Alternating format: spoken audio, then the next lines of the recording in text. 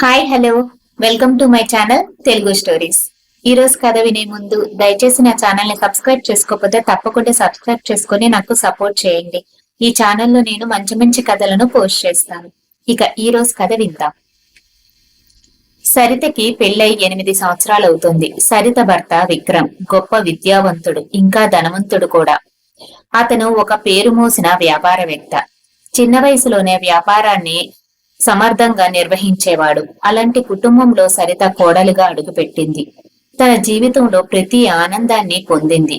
కాకపోతే తనకున్న ఒకే ఒక లోటు ఏమిటంటే 8 ఏళ్లు గడుస్తున్నా కూడా తనకి ఇంకా పిల్లలు పుట్టలేదు. చాలా ఏళ్లుగా సరిత చుట్టుపక్కల వాళ్ళు, సమాజం అంటున్న మాటలన్నీ తట్టుకుంటూనే ఉంది.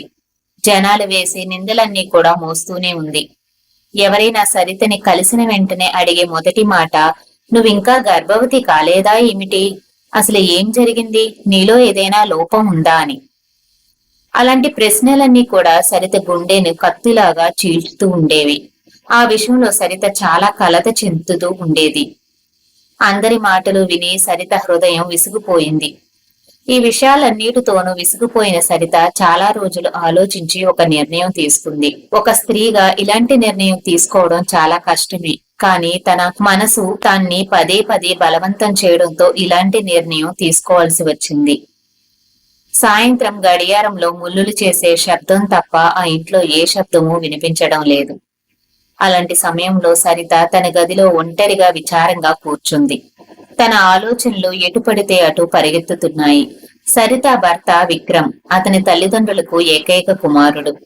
సరిత విక్రములకి పెళ్ళై కొన్నేళ్లైనా తల్లిదండ్రులు ఇద్దరూ మరణించారు. ఆ ఇంట్లో పనిచేయడానికి చాలా మంది పనివాళ్లు ఉండేవాళ్లు.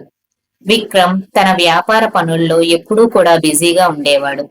వ్యాపారంలో ఎంత బిజీగా ఉన్నా కూడా సరితకి ఇవ్వాల్సిన సమయాన్ని ఎప్పుడూ కూడా క్రమం తప్పకుండా ఇస్తూనే ఉండేవాడు. విక్రమ్ సరిత ఒంటరితనాన్ని ఫీల్ అవుతుంది అని అనుకోకుండా తనతో ఇంట్లో ఉన్నంతసేపు కూడా సరితతోనే టైం స్పెండ్ చేసేవాడు. కానీ సరితకి మాత్రం నాకొక బిడ్డుంటే నా వెనకాలే తిరుగుతూ ఎప్పుడూ నాతోనే ఉంటుంది కదా అని తన మనసులోనే అనిపిస్తూ ఉండేది. ఆ రోజు సరిత చాలా ఆలోచనలో మునిగిపోయింది. అప్పుడే సరిత తన ఇంట్లో ఎప్పుడూ నుంచో పనిచేస్తున్న లక్ష్మిని పిలిచింది. లక్ష్మికి ఒక కూతురు కూడా ఉంది. తన కూతురికి 16 సంవత్సరాల వయసు ఉంటుంది. తన పేరు దీపిక. దీపికని సరిత చాలా ఇష్టపడేది. లక్ష్మి భర్త మరణించినప్పటి నుంచి లక్ష్మి సరిత వాళ్ళ ఇంట్లోనే పనిచేసేది. ఇప్పుడు లక్ష్మి కూతురు దీపిక కూడా పనిలోకి రావడం మొదలుపెట్టింది. ఎందుకంటే దీపికకి పెద్దగా చదువు అవ్వలేదు. 10వ తరగతి పరీక్షల్లో ఫెయిల్ అవడంతో లక్ష్మి తన కూతుర్ని కూడా సరిత వాళ్ళ ఇంట్లోనే పనికి పెట్టింది. దీపిక చాలా అమాయకురాలు. అంతేకాకుండా చాలా అందంగా ఉండేది. సరిత తన పాత బట్టలను కూడా దీపికకి వేసుకోమని ఇచ్చేది. అంతేకాకుండా అప్పుడప్పుడు కొన్ని డబ్బులు కూడా ఖర్చుల కోసం ఇస్తూ ఉండేది. తన షాపింగ్ కి వెళ్ళినప్పుడల్లా దీపిక కోసం కూడా ఏదో ఒకటి కొని తీసుకొస్తూ ఉండేది. ఆ రోజు సరిత దీపిక గురించి ఒక విషయం మాట్లాడడానికి లక్ష్మిని తన గదిలోకి పిలిచింది. లక్ష్మితో సరిత, లక్ష్మి నువ్వు ఒకదానివే నా గదిలోకి రా, దీపికని తీసుకురావద్దు అని చెప్పగానే లక్ష్మి కొంచెం షాక్ అయింది. ఎందుకు నన్నొక్కదాన్నే పిలుస్తున్నారు అని అయోమయంలో పడింది. ఆ తర్వాత లక్ష్మి సరిత గదిలోకి వచ్చినప్పుడు సరిత, రా లక్ష్మి, నీతో నేను మాట్లాడాలని అనుకుంటున్నాను. నువ్వేమీ భయపడాల్సిన అవసరం లేదు. నువ్వు ఇక్కడ కూర్చో, నేను నీతో కొన్ని విషయాలు చెప్పాలి అని అనగానే లక్ష్మి మంచం మీద కూర్చోవడానికి నిరాకరించింది. ఉదయం నుంచి పని చేస్తూ ఉన్నానమ్మా. నా బట్టలన్నీ కూడా మురికి మురికిగా ఉన్నాయి. నేను మీ మంచం మీద కూర్చోవడం ఏంటి? నేను ఇక్కడ నిలబడతాను, చెప్పండి అనగానే సరిత, నేను నీతో చాలా ముఖ్యమైన విషయాలు గురించి మాట్లాడాలి. చాలా టైం పడుతుంది. నువ్వు అవేవి పట్టించుకోకుండా ఇక్కడ కూర్చో అని చెప్పి బలవంతంగా లక్ష్మిని మంచం మీద కూర్చోబెట్టింది. ఆవిడ పక్కనే కూర్చుని సరిత లక్ష్మితో, లక్ష్మి, నేను నీతో ఈ విషయం మాట్లాడొచ్చో లేదో నాకు తెలియదు. కానీ నేను చాలా రోజుల నుంచి ఆలోచిస్తూనే ఉన్నాను. ఈ రోజు ఎలాగైనా సరే నీతో ఈ విషయం మాట్లాడాలి అని నిర్ణయించుకున్నాను అంటూ లక్ష్మి చేతిని గట్టిగా పట్టుకొని, లక్ష్మి, నువ్వు నీ కూతుర్ని నా భర్తకిచ్చి వివాహం చేయాలి అని చెప్పగానే లక్ష్మి ఒక్కసారిగా షాక్ అయిపోయింది. మీరేం మాట్లాడుతున్నారమ్మా? అసలు మీరేం చెప్తున్నారో నాకేం అర్థం కావడం లేదు అని లక్ష్మి అంది. సరిత, నేను వివరిస్తాను. లక్ష్మి, నీకు తెలుసు కదా, మా పెళ్ళై 8 సంవత్సరాలవుతుంది. నేను ఎప్పటి నుంచో తల్లిని కావాలని ఆరాటపడుతున్నాను. ఆయన్ని నన్ను పిల్లలు లేని వారని ఈ సమాజం అవమానిస్తుంది. ఇవన్నీ నేను సహించలేకపోతున్నాను. జనాలు ఆరోపులన్నీ కూడా విని విని నేను విసిగిపోయాను. ఇంక నాలో ధైర్యం లేదు. నువ్వు నాకు ఈ సహాయం చేసి పెట్టు. నీ కూతురి దీపికాని నా భర్తకిచ్చి పెళ్లి చేస్తే నేను చాలా సంతోషిస్తాను. మీరు కూడా సౌకర్యవంతమైన జీవితాన్ని గడపొచ్చు. మీరు మాత్రం ఎంతకాలం ఇలా ఇళ్లల్లో అంట్లు తోముకుంటూ, బట్టలు ఉతుక్కుంటూ, పాచి పనులు చేస్తూ బ్రతుకుతారు? ఈ పని చేస్తే మీ బ్రతుకులు కూడా బాగుపడతాయి. దీపికాని నా భర్తకిచ్చి పెళ్లి చేసి, పెళ్ళైన తర్వాత తనకి ఒక బిడ్డ పుడితే, ఆ తర్వాత ఆ బిడ్డని నేను తీసుకుని దీపికాకి నా భర్తతో విడాకులు ఇప్పిస్తాను. ఆ తర్వాత నువ్వు నీ కూతురు ఆ డబ్బుని తీసుకుని సౌకర్యమైన జీవితం గడపవచ్చు. అంతేకాకుండా ఆ తర్వాత నీ కూతురికి ఒక మంచి సంబంధం చూసి పెళ్లి కూడా చెయ్యొచ్చు. ఎంత డబ్బు కావాలంటే నేను అంత డబ్బు నీకు ఇస్తాను. ఆ డబ్బులతో విడాకులు తీసుకున్న తర్వాత నీ కూతురికి మంచి సంబంధం వెతికి పెళ్లి చేద్దాం. దయచేసి నా అభ్యంతరని అర్థం చేసుకో లక్ష్మి అంటూ చెప్పింది. వెంటనే లక్ష్మి, ఏం మాట్లాడుతున్నారమ్మా మీరు? నా కూతురు వయసు 16 సంవత్సరాలు మాత్రమే. తన జీవితం నాశనం అయిపోతుంది అని చెప్పింది. సరిత, లక్ష్మి, నువ్వేమీ కంగారు పడకు. నువ్వు కూడా 16 వయసులోనే కదా దీపికాని కన్నావు.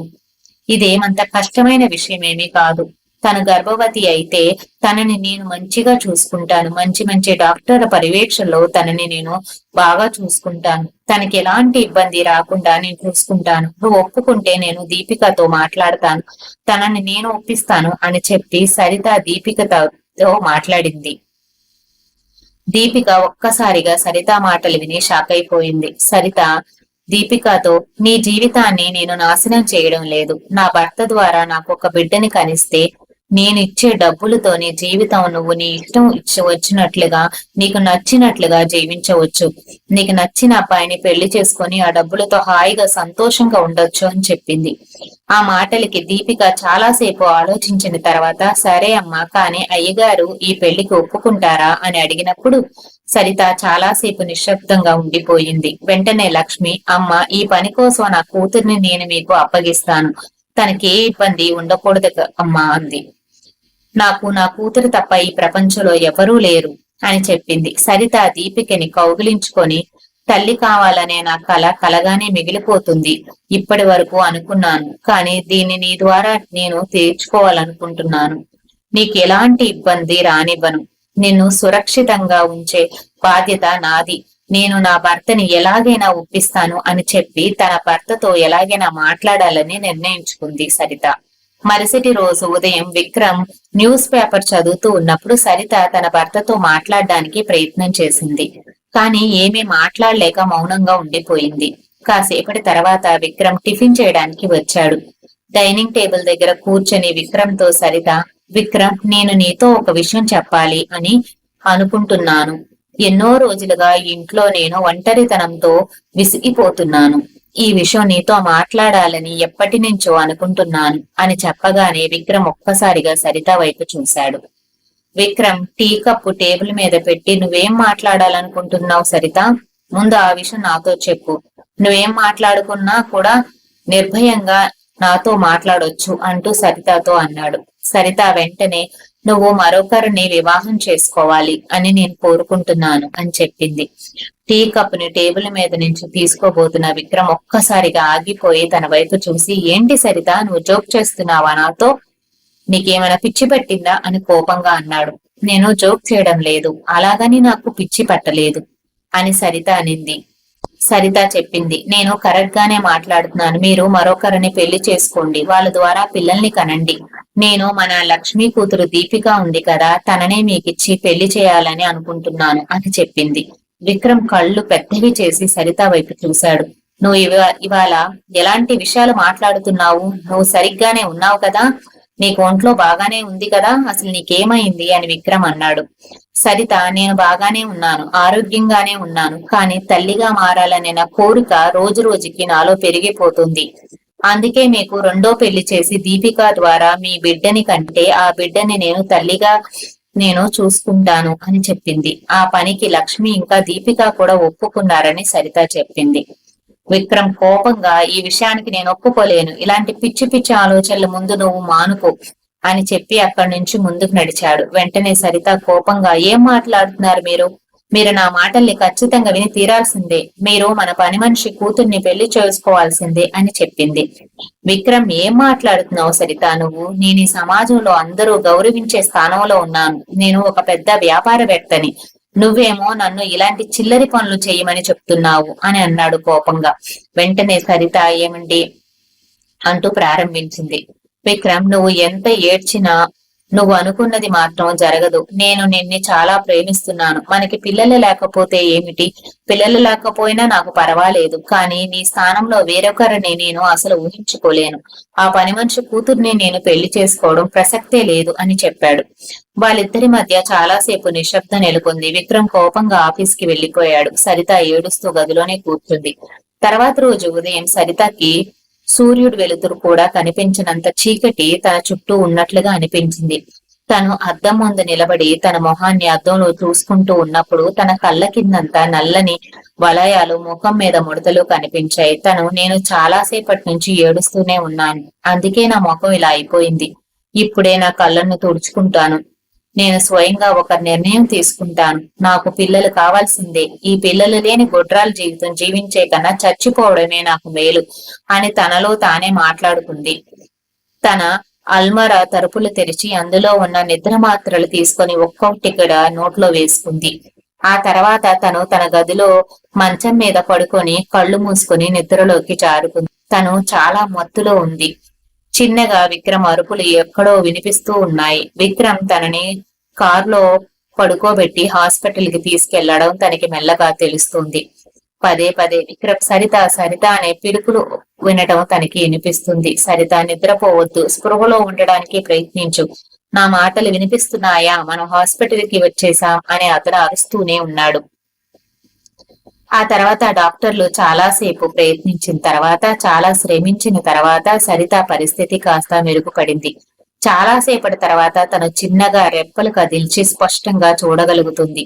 తన ముఖానికి ఆక్సిజన్ మాస్క్ ఉంది. తన భర్త తన బెడ్ పక్కనే కన్నీళ్లతో కూర్చున్నాడు. సరిత స్పృహలోకి రావడం చూసి విక్రమ్ సరిత చెయ్యి పట్టుకొని, సరిత, ఎందుకిలా చేశావు? నీకేమైనా జరిగితే నేను కూడా చచ్చిపోయేవాడిని. నువ్వు లేకుండా నేను బ్రతకలేను సరిత అని చెప్పాడు. సరిత, పిల్లలు లేని గొడ్రాల జీవితం నాకు వద్దు. నా భర్త మీరు. ఎందుకు మీరు నన్ను అర్థం చేసుకోవడం లేదు? అసలు మీరు నా బాధను ఎందుకు అర్థం చేసుకోలేకపోతున్నారు? మీరు నా ప్రతిపాదనను ఒప్పుకుంటే సరే, లేదంటే నేను ఈసారి నిజంగానే చచ్చిపోతాను. ఈసారి మీరు నన్ను రక్షించుకోగలరు, కానీ ఇంకోసారి మీరు నన్ను రక్షించుకోలేరు. ఆ అవకాశం నేను మీకు ఇవ్వను అని చెప్పింది. విక్రమ్ కోపంగా కొంతసేపు మౌనంగా ఉండిపోయాడు. సరిత, నువ్వు నన్ను ఎందుకు అర్థం చేసుకోవడం లేదు? నీకు పిల్లలు కావాలంటే మనం ఎవరినైనా దత్తత తీసుకుందాం. ఇప్పుడు నువ్వు చెప్పిన ఆ పెళ్లి చేసుకున్నాక నా పిల్లలు పుడతా గ్యారంటీ ఏమిటి? అయితే నేను నీ స్థానాన్ని వేరొకరికి ఇవ్వలేను అన్నాడు. అప్పుడు సరిత, మీరు నా స్థానాన్ని వేరొకరికి ఇవ్వాల్సిన అవసరం లేదు. నేను ఎప్పటికీ మీ భార్యనే. తన బిడ్డని కన్న తర్వాత తననికి డబ్బులు ఇచ్చేసి నేను తనని మన ఇంటి నుంచి పంపించేస్తాను అని చెప్పింది. సరిత మొండితన విక్రమ్ కి ఓడిపోయేలా చేసింది. సరే సరిత, నీ ప్రతిపాదన నేను ఒప్పుకుంటున్నాను అని చెప్పాడు. ఆ మాటలకి సరిత కళ్ళల్లో కూడా కన్నీళ్లొచ్చాయి. సరిత కూడా తన భర్తని ఎంతగానో ప్రేమిస్తుంది. తన స్థానంలో మరో వ్యక్తిని కూడా ఊహించుకోలేదు. కానీ బిడ్డల కోసం ఇవన్నీ చేయక తప్పడం లేదు. ఆ తర్వాత రోజులు మెల్లమెల్లగా కదిలాయి. విక్రమ్ దీపికాని పెళ్లి చేసుకున్నాడు. ఆ రోజు విక్రమ్ దీపికాని తన చేతులతో పట్టుకున్నప్పుడు, మంగళసూత్రాలు కడుగుతున్నప్పుడు సరిత కళ్ళు కన్నీళ్లతో నిండిపోయాయి. తన శరీరం వణుకుతుంది. అంతేకాకుండా తన ఆత్మ కూడా తనలో తానే బాధపడుతుంది. వాళ్ళిద్దరూ పెళ్లి చాలా సింపుల్ గా జరిగింది. కానీ ఆ పెళ్లి జరుగుతున్నప్పుడు విక్రమ్ మొహంలో ఆనందమే లేదు. విక్రమ్ సరితని ఎంతగానో ప్రేమిస్తున్నాడు. తనని తప్ప తన భార్యగా ఎవరిని ఊహించుకోలేదన్న విషయం సరితకి తెలుసు. మరోవైపు దీపిక కూడా నిశ్శబ్దంగా ఉంది. ఆ రోజు రాత్రి సరిత తన గదిలో నుంచి బయటికి వెళ్లే వేరే గదిలో పడుకుంది. తన భర్త గదిని వేరే అమ్మాయితో కలిసి ఉండటానికి అలంకరించి ఉన్నప్పుడు తన హృదయంలో ఒక వింత బాధ కలిగింది. సరిత తల్లిగా మారడానికి ఈ బాధని నేను అనుభవించక తప్పదు అని చెప్పుకుంది. తన బాధని తనలో దిగమింగుకొని ప్రయత్నిస్తూ ఉంది. వేరే గదిలో కళ్ళు మూసుకుని నిద్రపోవడానికి ప్రయత్నించింది. కానీ సరితకి ఆ రాత్రి అస్సలు నిద్ర పట్టలేదు. ఆ రాత్రంతా సరిత మేల్కొనే కూర్చుంది. ఉదయాన్నే తను బయటికి వచ్చినప్పుడు తనని తాను ఒంటరిగా భావించడం మొదలుపెట్టింది. నేనిప్పుడు ఒంటరిదాన్నయ్యాను. నా భర్త జీవితంలో మరో మహిళ వచ్చింది. ఎలాగైనా సరే నాకు తల్లిని అని అనిపించుకోవడే ముఖ్యం. ఒక బిడ్డని కలిగి ఉండడం ముఖ్యం అని అనుకుంది సరిత.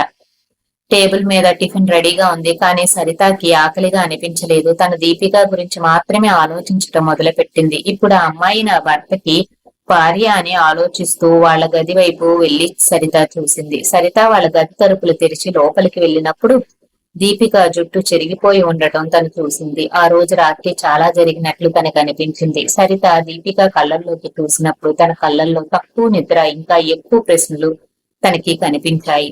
రాత్రి ఏం జరిగింది, అంతా బాగానే ఉందా అని సరిత దీపికని అడిగినప్పుడు దీపిక, సార్, ఆయన నన్ను కనీసం తాకను కూడా తాకలేదు. ఆయన రాత్రంతా నిద్రపోతూనే ఉన్నారని చెప్పినప్పుడు సరితకి చాలా కోపం వచ్చింది. తన మనసులో చాలా బాధ అనిపించింది.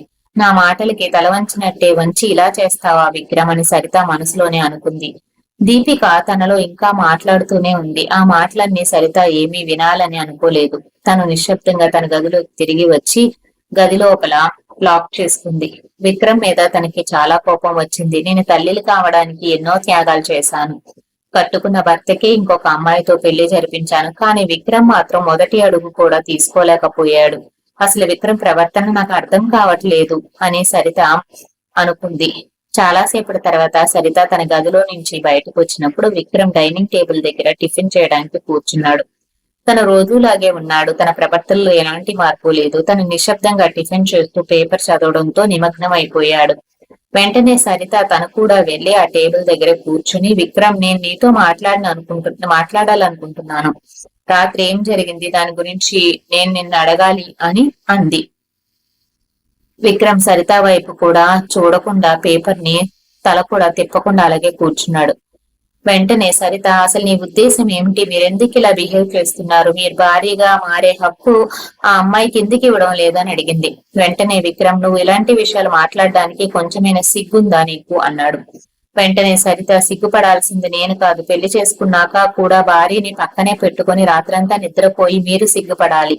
తనని కనీసం మంచం మీద కూడా పడుకోనివ్వలేదు. అసలు మీ ఉద్దేశం ఏమిటి అని అనగానే వెంటనే విక్రమ్, తను నీతో నాకు ఎప్పటికీ సమానం కాదు. ఈ విషయాన్ని నేను ఇంతకు ముందే నీతో చెప్పాను. అయినా ఈ విషయం నీకెందుకు అర్థం కావడం లేదు అన్నాడు. అప్పుడు సరిత, ఏం మాట్లాడుతున్నారు మీరు, ఇలాంటప్పుడు మీరు ఆ అమ్మాయిని పెళ్లి చేసుకుంది ఎందుకు చేసుకున్నట్లు, పెళ్లి చేసుకునేటప్పుడే ఈ విషయాన్ని మీరు ఎందుకు గుర్తు చేసుకోలేదు అని అడిగింది. వెంటనే విక్రమ్, ఈ పెళ్లి నా ఇష్టానికి జరగలేదు. నువ్వు నన్ను బలవంతం చేసి నీ మొండితనంతో నన్ను బెదిరించి ఈ పెళ్లికి ఒప్పుకునేలా చేశావు.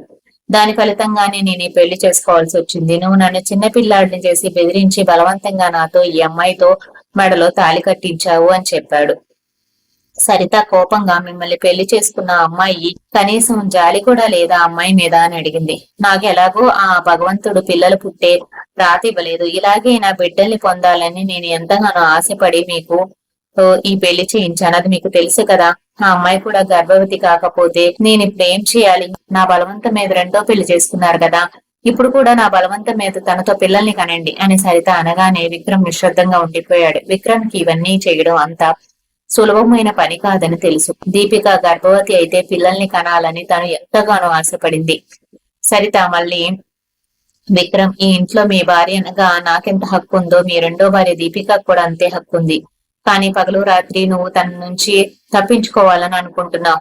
ఒక రాత్రంతా తన ఆశలన్నీ నువ్వు దొంగిలించావు. ఇప్పటికైనా నువ్వు పరిస్థితుల్ని అర్థం చేసుకుని తను నీతో పిల్లల్ని కనడానికి మనస్ఫూర్తిగా అంగీకరించు. నువ్వు కూడా అలాగే తనకి నీ భార్య స్థానాన్ని ఇవ్వు అని చెప్పింది.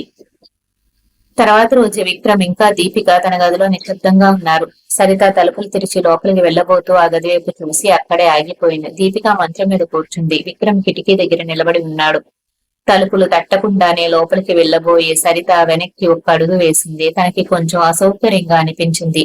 తను తన భర్తతో మాట్లాడాలని అనుకుంది. ఆ తర్వాత విక్రమ్ బాల్కనీలో కూర్చొని ఫోన్ చూసుకుంటూ ఉన్నప్పుడు సరిత విక్రమ్ ముందు కూర్చొని మెల్లగా, విక్రమ్, నువ్వు ఇంకా దీపిక దగ్గరికి వెళ్ళలేదా అని అడగగానే విక్రమ్ తన తలని చిన్నగా ఊపాడు. ఆపై మళ్ళీ మొబైల్ చూసుకుంటూ బిజీ అయిపోయాడు. సరిత దీపికతో మాట్లాడడానికి వెళ్ళినప్పుడు దీపిక సరితతో మాట్లాడుతూ, మీరు అనుకున్న పని అస్సలు సాధ్యం కాదు, నేను పూర్తి చేయలేనమ్మా. నేను ప్రతి రాత్రి ఒంటరిగానే నిద్రపోతున్నాను. ఆయన మొబైల్ చూసుకుంటూ నిద్రపోతున్నారు. నేను నిద్రపోయాక మొబైల్ ఆపేసి అప్పుడు ఆయన నిద్రపోతున్నారు. నాకేం చేయాలో అర్థం కావడం లేదు. ఆయన మిమ్మల్ని మోసం చేస్తున్నారు అని చెప్పింది. సరిత కోపంగా విక్రమ్ దగ్గరికి వెళ్ళింది. సరిత, విక్రమ్, ఏం చేస్తున్నారు మీరు? ఇంకా ఎన్ని రోజులు సమయం తీసుకుంటారు? నా కోసం మీరు పిల్లల్ని కంటానని నాకు మాట ఇచ్చారు, కానీ ఇప్పుడు ఆ మాటల్ని నిలబెట్టుకోవడానికి మీరు ఏమీ చేయటం లేదు అని చెప్పగానే విక్రమ్ కోపంగా, ఏమనుకుంటున్నావు సరిత? నువ్వు నన్ను ఎందుకు బలవంతం చేస్తున్నావు? ఇవన్నీ సులభమైన పనులు కాదు. నువ్వు అనుకున్నంత సులభం కాదు. నువ్వు అనుకున్నట్లుగా ఆడడానికి నేనేమి మట్టి బొమ్మని కాదు. రాత్రి బొమ్మలైతే నువ్వు కావలసినట్టుగా ఆడుకోవచ్చు, కానీ నేను ప్రాణమున్న మనిషిని. నువ్వు చెప్పే ఈ పనులన్నీ నా వల్ల కావడం లేదు. నన్ను ఏం చేయమంటావు అంటూ అక్కడి నుంచి లేచి కోపంగా వెళ్లిపోయాడు. సరిత అక్కడే కూర్చొని ఆలోచించడం మొదలుపెట్టింది. తన ప్రయత్నాలన్నీ అసంపూర్ణంగా మారిపోయాయి అని తన అర్థం చేసుకుంటుంది. ఈ సమస్యని ఎలాగైనా పరిష్కరించాలి. నా భర్త ఆమె దగ్గరికి వెళ్లడం లేదు. దీపికాని దూరం పెడుతున్నాడు. దీపిక గదిలో వెళ్లాల్సి వస్తుందని తను ఆఫీస్ నుంచి చాలా లేట్ గా వస్తున్నాడు. అంతేకాకుండా బిజినెస్ ట్రిప్పులతో బిజీగా ఉంటున్నాడు. బిజినెస్ ట్రిప్ అని చెప్పి ఇంటికి రాకుండా ఊరూరా తిరుగుతున్నాడు. అతను సరితతో కూడా సంతోషంగా నవ్వుతూ మాట్లాడడం లేదు. తక్కువగానే మాట్లాడుతున్నాడు. ఈ ప్రవర్తన అంతా చూసిన తర్వాత సరిత కూడా షాక్ అయ్యింది. ఒక రోజు ఉదయం సరిత దీపిక గది తలుపు తట్టింది. అప్పుడు సరిత దీపికతో, దీపిక, నేను 2 రోజులు 3 రోజులు మా పుట్టింటికి వెళతాను. మా అమ్మ దగ్గర కొన్ని రోజులు గడిపి వస్తాను. నువ్వు నీ గురించి జాగ్రత్తగా చూసుకో.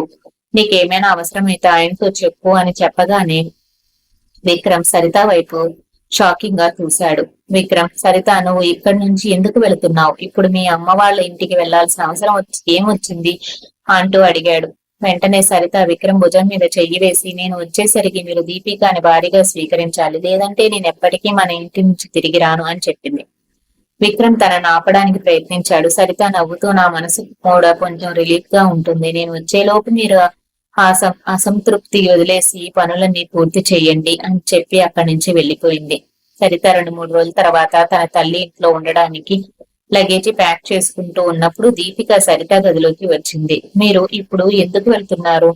మీరు వెళ్ళొద్దు, ఇక్కడే ఉండండి, నాకు భయంగా ఉంది అని చెప్పింది దీపిక. వెంటనే సరిత నవ్వుతూ, విక్రమ్ చాలా మంచివాడు, నేను ఎలాంటి ఇబ్బంది కలగనివ్వడు. నేను ఇక్కడే మీ దగ్గరే ఉంటే తిరుగుతూ ఉంటే తను నీ దగ్గరికి రాడు. నేను మీకు కొంచెం దూరంగా ఉంటే మీ ఇద్దరు కొంచెం ఫ్రీ టైం దొరుకుతుంది. విక్రమ్ తో గడపడానికి నీకు సమయం లభిస్తుంది. ఈ సమయాన్ని నువ్వు సద్వినియోగం చేసుకో. విక్రమ్ ని ఎలాగైనా నీ వైపు తిప్పుకోవడానికి ట్రై చేయి అని చెప్పింది. సరిత తన పుట్టింటికి వెళ్ళింది, కానీ అక్కడ కూడా తన మనసు ప్రశాంతత లేదు. తన గుండెలు చాలా చంచలమైపోయాయి. అక్కడ పెద్ద కుటుంబం ఉన్నప్పటికీ తల్లి, తండ్రి, అన్నయ్య, వదిన, మేనల్లుడు, మేనకోడలు ఉన్నప్పటికీ తన దృష్టి వాళ్ళ మీద మలరడం లేదు. సరిత ముఖంలో ఉన్న విచారం చూసి తన తల్లి, ఏమైందమ్మా, ఎందుకంత డల్ గా ఉన్నావు అని అడిగింది. సరిత తనను కొంచెం కూడా ఆరోగ్యం బాగోలేదని అబద్ధం చెప్పింది. సరిత ఎప్పుడు దీపిక గురించి, విక్రమ్ గురించి ఆలోచిస్తూ ఉంది. ఒక రోజు సాయంత్రం సరిత దీపికకి ఫోన్ చేసినప్పుడు దీపిక ఫోన్ తీయలేదు. చాలా సార్లు ట్రై చేసినా కూడా దీపిక ఫోన్ రీచ్ అవ్వలేదు. ఆ తర్వాత సరిత విక్రమ్ కి ఫోన్ చేసింది. విక్రమ్ ఫోన్ లిఫ్ట్ చేశాడు. సరిత యోగక్షేమాల గురించి అడిగాడు. సరిత దీపిక గురించి అడిగినప్పుడు అంతా బాగానే ఉంది, అందరం బాగానే ఉన్నామని చెప్పాడు విక్రమ్. సరిత తాను 2-3 రోజులు ఉండి వస్తానని చెప్పింది. సరిత, దీపిక ఎందుకు ఫోన్ లిఫ్ట్ చేయడం లేదు? విక్రమ్, నువ్వు ఆఫీస్ లోనే ఎక్కువ టైం ఉంటున్నావా? అసలు ఏం జరిగింది అక్కడ అని ఆలోచిస్తూనే ఉంది. ఆ రాత్రంతా కూడా సరితకి నిద్ర పట్టలేదు. మరుసటి రోజు ఉదయం దీపిక నుంచి ఫోన్ వచ్చింది. దీపిక, నేను బాగానే ఉన్నాను, మీరు ఎప్పుడు వస్తున్నారని అడిగింది. 2-3 రోజుల తర్వాత వస్తానని, రావాలని అనుకుంటున్నానని చెప్పింది. అలా చెప్పగానే దీపిక నిశ్శబ్దంగా మారిపోయింది. కొన్ని క్షణాల తర్వాత దీపిక మాట్లాడుతూ, మీరు త్వరగా రండి, నేను మీతో చాలా విషయాలు మాట్లాడాలి. అసలు మీరు మీ భర్తకి నన్ను ఇచ్చి ఎందుకు పెళ్లి చేశారు? ఆయన నన్ను అస్సలు దగ్గర అవ్వడం ఇవ్వలేదు. ఇవన్నీ జరగకపోతే మీ కోరికలు ఎలా నెరవేరుతాయి? మీకు వారసుడు కావాలి అనే కోరిక నేను ఇక తీర్చలేను అని నాకు అనిపిస్తుంది. నేను ఒక ఆడదాన్ని, నేనేం చేయగలుగుతాను అని చెప్పింది. సరిత, నువ్వు అలా మాట్లాడుకో. ఒక స్త్రీ తన అందంతో ఒక మగాన్ని కట్టిపడేయగలదు. నువ్వు నీ అందంతో ఆయన్ని ఆకర్షించి ప్రయత్నించు. ఆయన నీతో మాట్లాడడానికి, నీ దగ్గర అవ్వడానికి వీలుగా ఉండేలాగా వాతావరణం నువ్వే కలగచేయి, నువ్వు ధైర్యం కోల్పోవద్దు అని చెప్పింది. నేను నీకు మీ అమ్మకి ఇచ్చిన ఆఫర్ గుర్తుంది కదా, నువ్వు గనక ఈ పని పూర్తి చేయలేకపోతే, నా కోసం ఒక బిడ్డని కనివ్వలేకపోతే నేను మీకు డబ్బులు ఇవ్వను అని చెప్పి సరిత ఫోన్ పెట్టేసింది. ఆ తర్వాత రోజు లక్ష్మి ఫోన్ చేసి సరితతో, అమ్మ, నా కూతురు దీపిక ఏమీ మాట్లాడడం లేదు, ఏమీ తినడం లేదు, తను నిశ్శబ్దంగా ఉంది, దయచేసి మీరు త్వరగా తిరిగి రండి అని చెప్పింది. ఆ తర్వాత లక్ష్మి దీపికకి ఫోన్ ఇచ్చింది. సరిత దీపికతో మాట్లాడుతూ ఉన్నప్పుడు, నేను ఆయనకి దగ్గర అవ్వాలని ప్రయత్నించినప్పుడు ఆయన నా మీద గట్టిగా అరిచారు.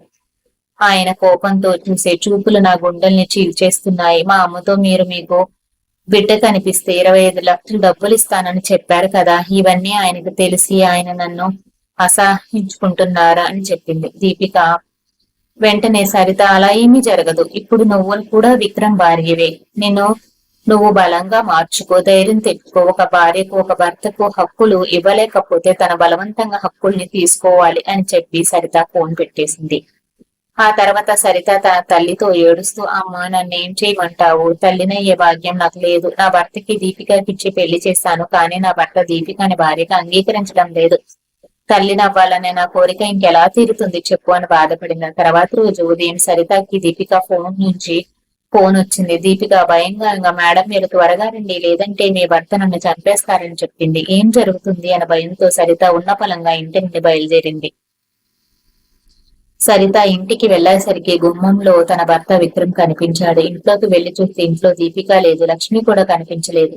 దీపిక గదిలోకి వెళ్లి చూసింది. అక్కడ తన అలమర అంతా ఖాళీగా ఉంది. సరిత పరిగెత్తుకుంటూ విక్రమ్ దగ్గరికి వచ్చి, విక్రమ్, దీపిక ఏం చేశావు, తను ఎక్కడికి వెళ్ళింది అంటూ కంగారు పడి అడిగింది. విక్రమ్ ఎలాంటి సమాధానం చెప్పలేదు. పని మనుషుల క్వార్టర్స్ కి వెళ్లి ఆరా తీస్తే మిగిలిన పని వాళ్ళు లక్ష్మి, దీపిక అక్కడి నుంచి వెళ్లిపోయారని చెప్పారు.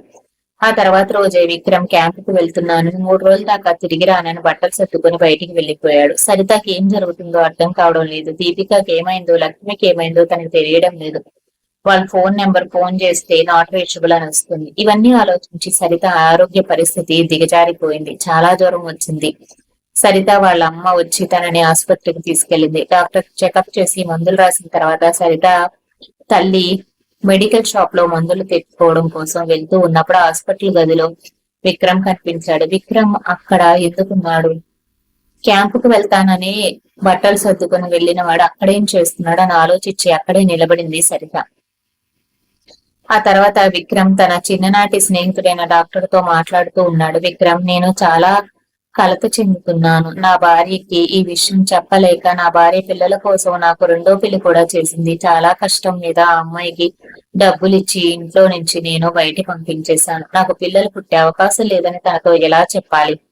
చాలా రోజులుగా నేను ఈ రహస్యాన్ని దాచిపెట్టాను. ట్రీట్మెంట్ ద్వారా నాకు పిల్లలు పుట్టే అవకాశం ఉంటుందని నువ్వు నాతో చెప్పావు కదా. 3 నెలల నుంచి నేను మందులు వాడుతూనే ఉన్నాను కదా, ఇది ఎప్పుడు సాధ్యమవుతుంది అని అడుగుతున్నాడు.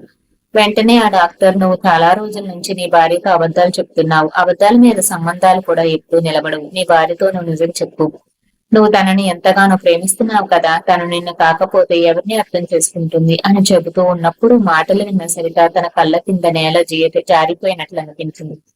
తన జీవితాన్ని ఎవరో పిడికిలతో తీసుకుని నొక్కుతున్నట్లుగా అనిపించింది. తన భర్త తను ఇంత మోసం చేశారాలో అని ఆయన గురించి అనుకుంటోంది. కానీ లోపం నాలో ఉందని ఇన్ని రోజులు నేను అనుకుంటున్నా ఉన్నాను.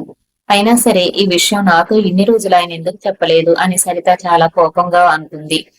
తను కోరుకుంటే ఈ సమయంలోనే ప్రశ్నించగలదు, కానీ ఏమీ మాట్లాడకుండా మౌనంగా ఉంది. సమయం వచ్చినప్పుడు అన్ని బయటకు వస్తాయి అని తన తల్లిని తీసుకొని ఇంటికి తిరిగి వచ్చేసింది. గదిలో కూర్చొని సరిత ఏడవడం మొదలు పెట్టింది. ఇన్నాళ్ళుగా అందరి మాటలు పట్టాను, గుళ్ళు గోపురాలు తిరిగాను, వ్రతాలు పూజలు చేశాను, కానీ లోపం ఆయనలో ఉంది. నేనేం చేయగలుగుతాను? దీపికని ఆయనకిచ్చి పెళ్లి చేసినప్పుడైనా ఆయన నాతో ఈ విషయం చెప్పలేదు అని ఏడుస్తూ 3 రోజుల తర్వాత విక్రమ్ ఇంటికి తిరిగి వచ్చాడు. సరిత విక్రమ్ తో ఏమీ మాట్లాడలేదు. విక్రమ్ మౌనంగా సరిత దగ్గరికి వెళ్లి తన పాదాల దగ్గరే కూర్చొని, నన్ను క్షమించు సరిత, నేను నిన్ను చాలా మోసం చేశాను. పిల్లలు పుట్టకపోవడానికి లోపం నాలోనే ఉంది. ట్రీట్మెంట్ తీసుకుంటూనే ఉన్నాను. పిల్లలు పుట్టే అవకాశం నాకు కూడా ఉంటుందని డాక్టర్లు చెప్పారు. కానీ కొన్ని రోజులు ఈ విషయం నీతో చెప్పకుండా దాచిపెట్టాను. నిన్ను జనాలందరూ కూడా గొడ్రాలు అని నిందిస్తూ ఉంటే నేను చూసి ఊరుకున్నాను. ఇప్పుడు నా వల్ల దీపిక జీవిత నాశనం అవ్వకూడదని తనకి నువ్వు ఇస్తానన్న డబ్బులన్నీ ఇచ్చేసి వాళ్ళని ఇక్కడి నుంచి పంపించేశాను. నన్ను క్షమించు. మనకి ఖచ్చితంగా పిల్లలు పుడతారు. ఒకవేళ పుట్టకపోయినా పర్వాలేదు. మనం ఎవరినైనా దత్తత తీసుకుని పెంచుకుందాం. ఈ విషయాన్ని నీ దగ్గర దాచిపెట్టడం నా తప్పే అని కన్నీళ్లతో చెప్పాడు.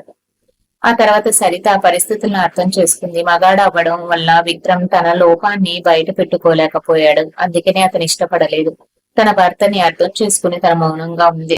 ఒక బిడ్డను దత్తత తీసుకుని విక్రమ్ సరిత పెంచుకోవడం మొదలు పెట్టారు. ఆ తర్వాత కొన్ని నెలలకి సరిత గర్భవతి కూడా అయ్యింది. సరితకి ఆ తర్వాత ఒక కొడుకు కూడా పుట్టాడు. ఇప్పుడు సరిత ఇద్దరు బిడ్డల తల్లి అయ్యింది. సమాజంలో చాలా మంది మగవాళ్ళు లోపం తమలో ఉన్న ఆడవాళ్ళ మీద ఉంచుతారు. అసలు ట్రీట్మెంట్ తీసుకోకపోవడానికి కూడా ఇష్టపడడు. కానీ విక్రమ్ తన భార్య దగ్గర నిజాన్ని ఒప్పుకొని పరిస్థితుల్ని కరెక్ట్ చేసుకున్నాడు. ఇప్పుడు సంతోషంగా తన కుటుంబాన్ని గడుపుతున్నాడు. ఇదండి ఈ రోజు కథ. ఈ కథ మీకు ఎలా అనిపించింది? కథ నచ్చితే ఒక లైక్ చేయండి. అలాగే నా ఛానల్ ని సబ్స్క్రైబ్ చేసుకోండి. ధన్యవాదాలు.